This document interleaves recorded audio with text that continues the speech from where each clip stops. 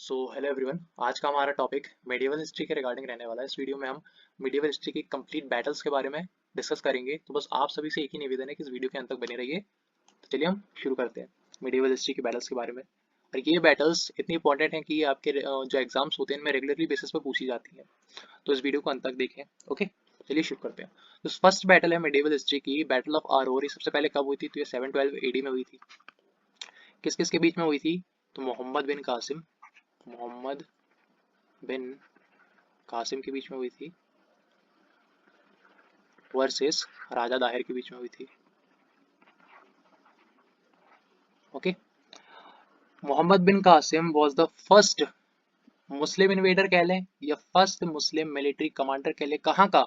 अरब का, जिसने हिंदुस्तान पर अटैक करा। किसके अगेंस्ट करा? राजा दाहिर के, जो कि तब पंजाब कश्मीर वाले एरिया पे रूल कर रहे थे। यहाँ पे जीता कौन है? तो यहाँ पे जीता मोहम्मद बिन कासिम है। ये चीज हमें पता रहनी चाहिए। आगे बढ़े तो महमूद ऑफ गजनी के बारे में थोड़ा सा पढ़ लेते हैं। जो महमूद ऑफ गजनी था, ये गजनवाइड एम्पायर का सबसे पहले रूलर था।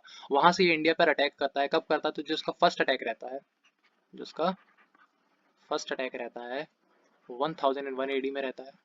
ओके, जिसका फर्स्ट सक्सेसफुल अटैक है अगेंस्ट इंडिया, वो कब रहता है? तो वो रहता है आपका 1008 एडी में अगेंस्ट नागरकोट। ठीक है, जो उसका मोस्ट फेमस अटैक है, जिसका मोस्ट फेमस अटैक है वो ये करता है सोमनाथ पर। कहाँ पर है सोमनाथ? गुजरात में, है ना। ये कब करता है? तो ये होता है आपका 1025 एडी में। ओके, और जब ये लूट के ले जा रहा था सोमनाथ को, तो रास्ते में कुछ जाटों ने इसको रोक लिया और आधा लूट का माल रख लिया है। तो इसका जो लास्ट अटैक होता है वो भी 1027 एडी में होता है। और किसके खिलाफ होता है? किसके अगेंस्ट होता है? तो वो जाट या फिर जाटों के खिलाफ होता है। ओके, एंड देन इसकी 1030 में डेथ हो जाती है, 1030 एडी में। ओके, तो हमें एक चीज पता रहनी चाहिए सबसे पहले तो, कि ये कहाँ का था। ये टर्किश जो एक जगह है, तुर्क हिंदी में कहते हैं, वहाँ का रूलर था। ठीक है, और जिसके अंदर गजनवाइड एम्पायर आता है। और जितनी भी जगह ये जीतता था, जहां जहां भी ये आक्रमण करता था, जहां जहां भी ये बैटल्स लड़ता था, और उसके बाद जहां जहां भी ये जीतता था, उसमें से आगे चल के एक जगह पर एक रूलर बनता है और उस रूलर का नाम होता है गौरी, है ना। ये जो आपको मैप में गूरिन एम्पायर दिख रहा है ना, यहाँ का ये रूलर था। इसलिए इसको मोहम्मद ऑफ गौरी कहते हैं। गूरिन एम्पायर का था इसलिए मोहम्मद ऑफ गौरी कहते हैं। ओके, इसने इंडिया में अटैक सबसे पहले तो 1175 एडी में करा, है ना। कहाँ पर करा? तो ये मुल्तान में करा, जो कि प्रेजेंट डे कहाँ पर है? पाकिस्तान में है। ठीक है, इसका नेक्स्ट अटैक होता है 1178 एडी में। कहाँ पर? गुजरात पर। लेकिन यहाँ के जो रूलर रहते हैं, भीम सेकंड, वो इनको हरा देते हैं। वो किसको हरा देते हैं? गौरी को हरा देते हैं with the help of queen Nike Devi. Okay, तो कभी आपसे पूछ ले कि कौन सी इकलौती फीमेल रूलर है जिसने मोहम्मद ऑफ गौरी को हराया था या हराने में मदद करी थी, दैट इज क्वीन नाइकी देवी। आगे बढ़े तो मोहम्मद ऑफ गौरी ने दो इंपॉर्टेंट बैटल लड़ी थी, उनके बारे में डिस्कस करेंगे। तो ये है मोहम्मद ऑफ गौरी और ये हमारे पृथ्वी राज चौहान, जिनको हम पृथ्वीराज थर्ड के नाम से भी जानते हैं। तो यहाँ पे होती है फिर बैटल ऑफ तराइन। किस किस के बीच में होती है? ऑब्वियस सी बात है, मोहम्मद ऑफ गौरी और पृथ्वीराज चौहान के बीच में होती है। जो फर्स्ट बैटल ऑफ तराइन है वो 1191 एडी में होती है, और जो सेकंड बैटल ऑफ तराइन है वो 1192 एडी में होती है। जो फर्स्ट बैटल ऑफ तराइन है, इसमें जो विनर रहता है वो रहते हैं पृथ्वीराज चौहान, जिनको हम पृथ्वीराज थर्ड के नाम से भी जानते हैं। और जो सेकंड बैटल ऑफ तराइन है, इसमें विनर कौन रहता है? तो इसमें विनर रहता है गौरी। ओके, आगे बढ़े तो यहाँ पे एक बैटल होती है, बैटल ऑफ चंदावर। ये होती है मोहम्मद गौरी के बीच में वर्सेस राजा जयचंद के बीच में। ये अब आपको थोड़ा सा यहाँ पे एक चीज बताऊं मैं, तो ये जो रेड वाला जो एरिया दिख रहा है वो पृथ्वीराज चौहान जी का है ना। यहाँ पर ये वाला जो एरिया था ऐसा करके, ये गौरी का एरिया था। ओके, और यहाँ पर ये यूपी वाला जो कन्नौज वाला एरिया है ये किसका था, तो ये आपका राजा जयचंद का एरिया था। तो ऐसा माना जाता है, ऐसा लोग कहते हैं कि पृथ्वीराज चौहान ने जयचंद, राजा जयचंद की जो बेटी थी संयोजिता, उनको भगाकर शादी कर ली थी उनके साथ। तो बदले में राजा जयचंद ने गौरी से कहा था कि आप पृथ्वीराज चौहान पर आक्रमण करो। बैटल ऑफ तराइन हुई। उसके बाद गौरी ने खुद राजा जयचंद से बैटल करी, जिसको बैटल ऑफ चंदावर कहते हैं, और ये हुई थी आपकी 1194 एडी में। ओके, आगे बढ़े। तो जितनी भी जगह मोहम्मद गौरी ने जीती थी, है ना, वहां पर उसने क्या करा था, खुद रूल नहीं करा था, वो तो वापस जीत के चला गया था। जितनी भी जगह उसने जीती थी वहां पर उसने अपने स्लेव्स बैठा दिए थे कि भाई ये जगह मेरी है, अब तुम इस पे रूल करो। तो उसने उसके जो चार बेसिकली रूलर थे उनको कहाँ कहाँ पर, किस किस जगह पर बैठाया था कि अब तुम यहाँ पे रूल करो, उनके बारे में थोड़ा सा हम जल्दी से डिस्कस कर लेते हैं। तो ये जो यल्दोस था, है ना, वो अफगानिस्तान वाले रीजन में। जो ये कुबाचा है ये सिंध वाले में। जो कुतुबुद्दीन ऐबक है ये दिल्ली वाले में।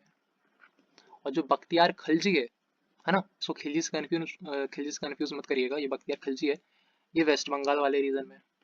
और इसी ने ही क्या करा था, बख्तियार खिलजी ने नालंदा यूनिवर्सिटी को डिस्ट्रॉय करा था। ओके, जो कुतुबुद्दीन ऐबक है वो दिल्ली में स्लेव्स जो डायनेस्टी है, मामलुक डायनेस्टी, उसकी शुरुआत करता है। और जब कुतुबुद्दीन ऐबक की डेथ हो जाती है उसके बाद जो उसका स्लेव है इल्तुतमिश वो बैठता है।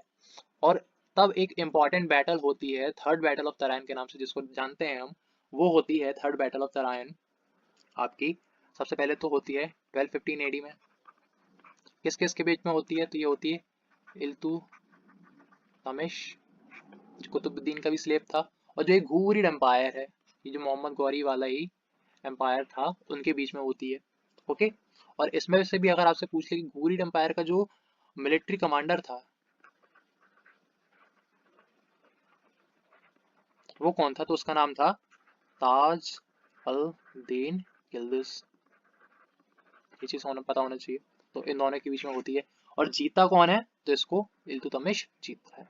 ओके, आगे बढ़े। बैटल ऑफ खतौली बहुत ही इंपॉर्टेंट बैटल्स में से एक है। तो ये हमारे बैटल ऑफ जो खतौली, किसके पहले, तो सबसे पहले कब होती है बैटल ऑफ खतौली, तो ये होती है 1570 एडी में। और किस किस के बीच में होती है, तो ये हमारे इब्राहिम लोधी, है ना, जो दिल्ली सल्तनत संभाल रहे थे उस टाइम पे, और ये है राणा सांगा, जो राजस्थान मेवाड़ वाला रीजन संभाल रहे थे। इन दोनों के बीच में होती है बैटल ऑफ खतौली।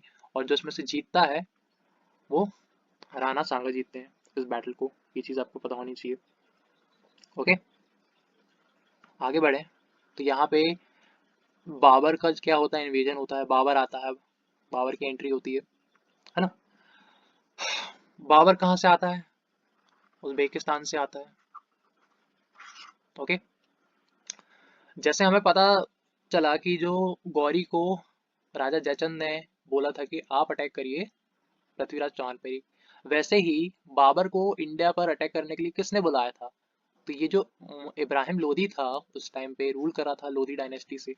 तो पंजाब का इसी में से ही जो दौलत खान लोधी थे, जो पंजाब का गवर्नर था वहाँ उस टाइम पे, है ना, एक तरीके से पोस्ट कह सकते हैं, है ना, तो उसने बुलाया था बाबर को। क्यों, क्योंकि उस टाइम पे इब्राहिम लोधी कितने अच्छे रिलेशंस नहीं थे किसी के साथ। तो बाबर आता है, कब आता है बाबर, 1526 में आता है। और बैटल ऑफ पानीपत होती है, किस किस के बीच में होती है, तो ऑब्वियस बात है बाबर के बीच में होगी वर्सेस इब्राहिम लोधी के बीच में होगी।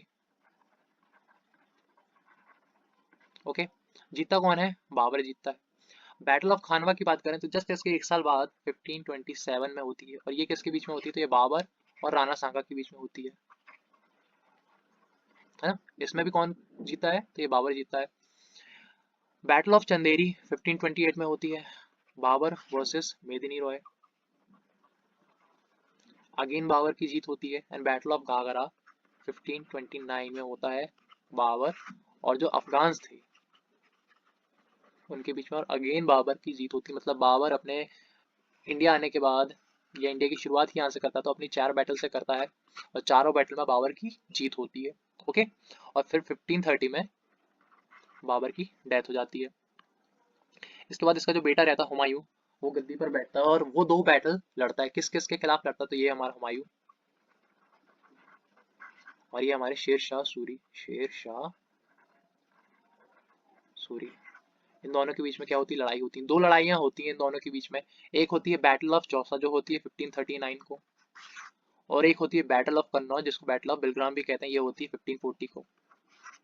और दोनों में, इसमें भी और इसमें भी, जो विनर रहता है, कौन रहते हैं विनर? शेरशाह सूरी। तो हुमायूं जब हार जाता है 1540 को, तो वो इंडिया छोड़ के कहाँ भाग जाता है? वो भाग जाता है ईरान। कितने साल के लिए? 15 साल के लिए। और 15 साल तक वहीं पर शासन करता है, जब तक कि शेरशाह सूरी इंडिया में शासन करते हैं, और उनकी डेथ के बाद फिर वो आता है। और फिर आने के बाद हुमायूं की भी डेथ हो जाती है। आगे बढ़े तो हुमायूं के पास जो उसका बेटा आता है अकबर, वो 2 बैटल लड़ता है। वो मतलब बैटल तो कई सारी लड़ता है, लेकिन जो 2 इंपॉर्टेंट बैटल हैं उनके बारे में हम डिस्कस करेंगे जो अक्सर पूछी जाती है। सेकंड बैटल ऑफ पानीपत, जो हम फर्स्ट बैटल ऑफ पानीपत है वो तो हमने पढ़ ली कि वो बाबर और इब्राहिम लोदी के बीच में होता है, लेकिन जो सेकंड बैटल ऑफ पानीपत है वो यहाँ पर हुआ था अकबर वर्सेस राजा हेमचंद्र विक्रमादित्य,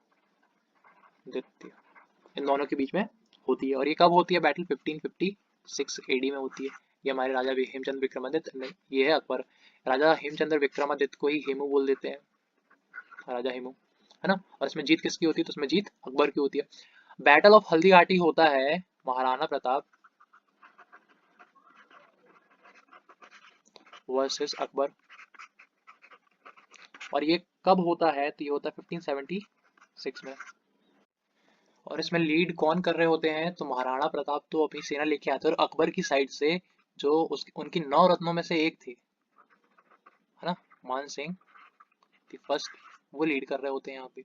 ये चीज पता होनी चाहिए। आगे बढ़े तो बैटल ऑफ तालीकोटा बहुत ही इंपॉर्टेंट बैटल में से एक है। ये पूरी इंडिया में, ये जो आपको साउथ में है, ये ये जो साउथ में है, ये पूरा दिख रहा है, इसी को बोलते थे हम, क्या बोलते थे? विजय नगर एम्पायर। ओके, इसमें 4 डायनेस्टी मेनली निकल के आती हैं। कौन सी होती है वो? संगम, सुलभ, तुलभ और अराविडू, या अराविडू, 4 डायनेस्टी आती हैं। और इसमें से जो मेन तुलुव डायनेस्टी के एक बहुत एबल रूलर थे केडी आर, है ना। बाबर ने अपनी जो ऑटोबायोग्राफी है उसमें कहा था कि केडी आर अपने टाइम पे बहुत ही महान शासक थे और उनके जितना कोई भी एबल रूलर नहीं था। तो ये जो चारों डायनेस्टी के लगभग लगभग तुलुव डायनेस्टी की एंड होते होते और अराईवीडू की स्टार्टिंग और बीच के टाइम पे ही बैटल ऑफ तालीकोटा होता है ना। बैटल ऑफ तालीकोटा होता कब है? तो ये होता है 1565 एडी में। किस किस के बीच में होता है? तो सबसे पहले ये होता है विजयनगर एम्पायर, ये जो पूरा है। और किस किस के बीच में होता है और कौन रहता है? तो जो डेक्कन सल्तनत रहते हैं। डेक्कन सल्तनत कौन? ये ये रेड वाला तो आपका विजयनगर एम्पायर हो गया। जो इसके ऊपर वाला ये जो रीजन है यहाँ पे, इनके बीच में हुआ था, है ना। और जीत किसकी होती है? डेक्कन सल्तनत की होती है। और यही रीजन बनता है कि फिर विजयनगर एम्पायर धीरे धीरे डिमोलिश हो जाता है, एबॉलिश हो जाता है, खत्म हो जाता है एक तरीके से। ओके, बैटल ऑफ तालीकोटा से आगे बढ़े, शाहजहां पे आते हैं। तो शाहजहां के बेटे थे, उनमें से जो उसके 2 बेटे थे, दारा शिकोह जो उसका बड़ा बेटा था, और देन औरंगजेब, उनके बीच में जो बैटल होती है हम उनके बारे में डिस्कस करेंगे अब, है ना। तो जो शाहजहां था वो सोच रहा था कि उसके बाद जो रूलर बने वो बने दारा शिकोह, लेकिन औरंगजेब के दिमाग में कुछ वरी चल रहा था। तो यहाँ पे 3 बैटल होती हैं, है ना। Battle of Dharmat, battle of Samugarh and then battle of Deorai. Battle of Dharmat होती है 1658 में, बैटल ऑफ सामूगढ़ भी होती है 1658 में, और जो बैटल ऑफ देवराय है वो होती है 1659 में। ओके, जो बैटल ऑफ देवराय है ये फाइनल बैटल होती है दारा शिकोह और औरंगजेब के बीच में, और इन तीनों ही बैटल में जो विनर होता है वो औरंगजेब होता है। और फिर थ्रोन पे कौन बैठता है? औरंगजेब बैठता है। ये चीज हमें पता होनी चाहिए। आगे बढ़े, शिवाजी महाराज के बारे में थोड़ा सा डिस्कस कर लें। तो इनके जो दो बेटे थे, संभाजी महाराज और राजा राम। शिवाजी महाराज की जो डेथ के बाद संभाजी महाराज थ्रोन पर बैठे, गद्दी पर बैठे, ओके। लेकिन संभाजी महाराज की भी हत्या हो जाती है 1689 एडी में। क्या हो जाती है? संभाजी महाराज की डेथ हो जाती है, ओके। अब थ्रोन पे कौन बैठता है? जो संभाजी महाराज के ब्रदर रहते हैं, राजा राम, हाफ ब्रदर, वो बैठते हैं 1689 एडी में, ओके। लेकिन आगे चल के इनकी भी मुगल्स हत्या कर देते हैं, और इनकी हत्या होती है 1700 एडी में, ओके। तो होता कुछ यूं है, इनकी डेथ के बाद जो इनकी वाइफ रहती है, कौन? राजा राम की जो वाइफ रहती है ताराबाई, वो थ्रोन पर नहीं बैठती है। जो शिवाजी सेकंड रहता है बैठता वो ही है, लेकिन इनकी जो उम्र रहती है वो बहुत ज्यादा कम रहती है, बहुत ज्यादा छोटे रहते हैं ये, है ना। तो उनके बिहाफ में बैठती हैं ताराबाई, और लगभग रफली 7 इयर्स रूल करती हैं, ठीक है। कि जब ये बड़े हो जाएंगे शिवाजी सेकेंड, फिर वो बैठ जाएंगे उस थ्रोन पे। लेकिन हमें पता है कि 707 एडी में यहाँ पे औरंगजेब की डेथ हो जाती है ना। और जब उनकी डेथ हो जाती है तो जो संभाजी महाराज हैं उनके जो बेटे रहते हैं, साहू जी, वो उनकी कैद से निकल के आते हैं, और ये देखते हैं कि हमारी जगह पे तो कोई और ही रूल कर रहा है, ठीक है। पर यहाँ पे होती है बैटल ऑफ खेड़ा। कब होती है? 1707 एडी में। किस किस के बीच में होती है? तो ये होती है साहू जी के बीच में और ताराबाई के बीच में, ठीक है। इसमें से साहू जी इस बैटल को जीत लेते हैं, ओके। आगे बढ़े, तो यहाँ पे कुछ बैटल्स हैं। अब यहाँ पे जब वो मराठा का जब शासन खत्म हो गया, तो मराठा के बाद गद्दी पर कौन बैठे, थ्रोन पर कौन बैठना शुरू करा? तो उनको कहते हैं पेशवा, ओके। तो ये उनके रिगार्डिंग बैटल्स हैं। सबसे पहले बैटल ऑफ पालखेड़ा। ये हुई कब बैटल ऑफ पालखेड़ा? तो ये हुई 1728 एडी में। बैटल ऑफ पालखेड़ा किस किस के बीच में हुई? तो यो पेशवा बाजीराव थे, बाजी राव, उनके बीच में, और जो हैदराबाद के निजाम मुल्क था उनके बीच में होती है, ओके। जीत किसकी होती है? बाजीराव की होती है ना। ये वही बाजीराव है, बाजीराव मस्तानी वाले। अब ये है बैटल ऑफ करनाल। कब होती है? 1739 एडी में होती है। किस किस के बीच में होती है? तो ये होती है मुगल्स के बीच में और वर्सेस नादिर शाह के बीच में। अब नादिर शाह कौन था? तो नादिर शाह अफगानी रूलर था, ओके। और मुगल्स के पीरियड के दौरान जो किंग कौन था उस मुगल्स का? तो वो थे मोहम्मद शाह। ये चीज क्लियर होनी चाहिए। और जीत किसकी होती? नादिर शाह की। इसी टाइम पे जो नादिर शाह रहता है वो हिंदुस्तान को लूट के ले जाता है। जो कोहिनूर हीरा रहता है, प्लस जो शाहजहां का मयूर सिंहासन रहता है, वो सब लूट के अपने साथ वापस ले जाता है। जो थर्ड बैटल ऑफ पानीपत है वो होता है जो बाजीराव के बाद जो पेशवा बनते हैं बालाजी बाजीराव, उनके बीच में। और किसके बीच में होता है? जो अहमद शाह अब्दाली होता है, अहमद शाह अब्दाली, है ना, इसकी फोर्स के बीच में। कब होता है थर्ड बैटल ऑफ पानीपत? तो ये होता है 1761 में होता है। ये चीज आपको पता नहीं चाहिए। प्लस अब भाई ये नादिर शाह है कौन? ये अहमद शाह है कौन? तो नादिर शाह जो अफगानी रूलर होता है, इसकी डेथ के बाद कौन बैठता है उसकी गद्दी पर? तो वो अहमद शाह अब्दाली बैठता है, ओके। अफगानी रूलर रहता है ये भी अहमद शाह अब्दाली, और यहाँ पर इसकी जीत होती है। यहाँ पर बालाजी बाजीराव की जो होती है क्या होती है? यहाँ पे हार हो जाती है ना, डिफीट हो जाते हैं इन लोग। और यहीं से ही जो पेशवा लोग रहते हैं उनका एवोल्यूशन स्टार्ट हो जाता है, वो धीरे धीरे खत्म होने लगते हैं। आगे बढ़े, बैटल ऑफ खारदा। सबसे पहले जो बैटल ऑफ खारदा वो हुई कब थी? तो ये हुई थी 70 ये हुई थी 70 1795 में, ओके। ये किस किस के बीच में हुई थी बैटल ऑफ खारदा? तो ये हुई थी मराठों के बीच में, मराठों वर्सेस जो निजाम थे। निजाम कौन? हैदराबाद के निजाम। और इसमें जीतते कौन है? मराठा। बैटल ऑफ पालखेड़ा भी होती है मराठों और निजाम के बीच में। मराठों में कौन मराठा? जो बाजीराव जो पेशवा थे, और निजाम के बीच में, इसमें भी मराठा की जीत होती है। और बैटल ऑफ खारदा भी मराठा और निजाम के बीच में होती है और इसमें भी मराठों की जीत होती है। ओके, आगे बढ़े। बैटल ऑफ प्लासी तो ये कौन है सबसे पहले, तो ये है अपने सिराज उद दौला, और ये कौन है, तो ये है रॉबर्ट क्लाइव। ओके,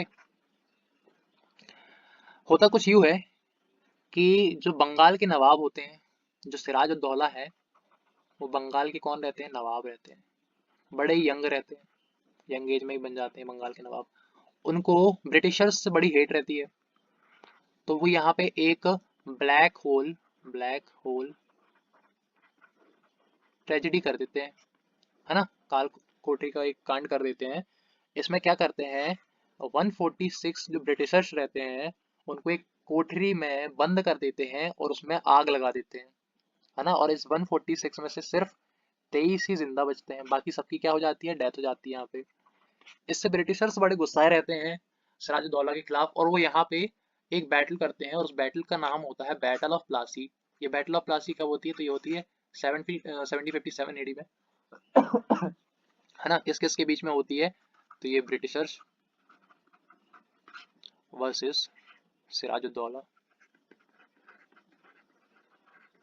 के बीच में होती है, और इसमें जीतता कौन है, ब्रिटिशर्स जीतते हैं, और यहाँ पे सिराजुद्दौला की डेथ हो जाती है। ओके, और ब्रिटिशर्स जीतते हैं, सिराजुद्दौला की डेथ हो जाती है, तो यही रॉबर्ट क्लाइव जो लीड करता है ब्रिटिशर्स को, ये कौन बनता है, ये गवर्नर ऑफ बंगाल बनता है उस टाइम पे, फर्स्ट गवर्नर ऑफ बंगाल। ये चीज आपको पता रहनी चाहिए। बैटल ऑफ बक्सर पे आए तो सबसे पहले बैटल ऑफ बक्सर हुई कब थी, तो 1764 एडी में हुई थी। किस किस के खिलाफ हुई थी, तो ये भी हुई थी आपकी जो ब्रिटिशर्स हैं उनके वर्सेस, यहाँ पे 3 फोर्सेस ने लीड करा था। किस किस ने, मीर कासिम, शुजाउद्दौला, प्लस जो शाह आलम सेकेंड थे उन्होंने, कौन थे ये तीनों, जो मीर कासिम थे वो बंगाल के नवाब थे, है ना, जो शुजाउद्दौला थे वो अवध के नवाब थे, और जो शाह आलम सेकेंड थे वो मुगल रूलर थे। ओके, ये चीज क्लियर है। लेकिन इसमें भी जो आपका विनर रहता है वो ब्रिटिशर्स रहते हैं बैटल ऑफ बक्सर में, ये चीज क्लियर होनी चाहिए। आगे बढ़े तो यहाँ पे जो ब्रिटिशर्स हैं, यहाँ पे जो ब्रिटिशर्स हैं, ये ईस्ट इंडिया कंपनी जो 1600 में आई थी अपने इंडिया में एस्टेब्लिश करी थी उन्होंने ब्रिटिशर्स ने, वो कुछ बैटल्स लड़ते हैं, उन बैटल्स को हम लाइन बाय लाइन देखेंगे। सबसे पहले है बैटल ऑफ स्वाली, कब हुई थी, 1612 एडी में। ओके, किस किस के बीच में हुई थी बैटल ऑफ स्वाली, तो ये हुई थी आपकी ब्रिटिशर्स वर्सेस जो पोर्चुगीज थे उनके बीच में, है ना, और इसमें जीत किसकी होती, तो ब्रिटिशर्स की होती। बैटल ऑफ बेदरा 1759 में होती है, किस किस के बीच में होती है ये होती है आपके ब्रिटिशर्स वर्सेस जो डच आर्मी रहती है, जो डच आर्मी रहती है उनके बीच में। इसमें भी आपकी जीत ब्रिटिशर्स की होती है। बैटल ऑफ वॉन्डी वॉश ये होती है 1760 एडी में। ओके, ये होती है आपकी वॉन्डी वॉश, जो ब्रिटिशर्स हैं उनके प्लस जो फ्रेंच लोग थे या जो फ्रेंच आर्मी थी उनके बीच में, उसमें भी जीत होती है बैटल ऑफ ब्रिटिशर्स की। बैटल ऑफ वॉन्डी वॉश में जो ब्रिटिशर्स को लीड कर रहे थे वो कौन थे, सर हायरकूट, ये सवाल बनता है। जो बैटल ऑफ रोहिला है ये कब हुई थी, ये हुई थी आपकी 1774 एडी में, है ना, और ये किस किस के बीच में हुई थी, तो ये हुई थी आपकी ईस्ट इंडिया कंपनी वर्सेस रोहिलों के बीच में। रोहिलों के बीच में मतलब रोहिलों को ही आप अफगान्स कहते हैं, और इसमें भी जीत आपकी ईस्ट इंडिया कंपनी की ही होती है, ये चीज आपको क्लियर होना चाहिए। आगे बढ़े, ये कुछ मिसलेनियस टाइप के बैटल्स हैं, जैसे बैटल ऑफ इम्पाल, तो ये हुई थी आपकी ब्रिटिशर्स के बीच में वर्सेस जो जापानीज लोग थे उनके बीच में। कब हुई थी ये, 1944 इंडिपेंडेंस के 3 साल पहले। जो वर्ल्ड वॉर 1 है और वर्ल्ड वॉर 2 है उनके बारे में भी थोड़ा डिस्कस कर लेते हैं। तो वर्ल्ड वॉर 1 का जो टाइम पीरियड था वो 1914 से 1918 के बीच में था, और जो वर्ल्ड वॉर सेकेंड का टाइम पीरियड था वो 1939 से 1945 के बीच में था। अगर आप गौर करें तो इसी के इस टाइम पीरियड के बीच में ही आता है 1940 और 1944, है ना। इन दोनों साल ओलंपिक्स होने थे जो कि नहीं हुए, सेम इस कंडीशन में भी एक नहीं हुआ। होप ये हमारा आज का वीडियो रहा। अगर पसंद आया हो तो आप इस वीडियो को लाइक करिएगा। एंड अगेन इस वीडियो को देखने के लिए थैंक यू।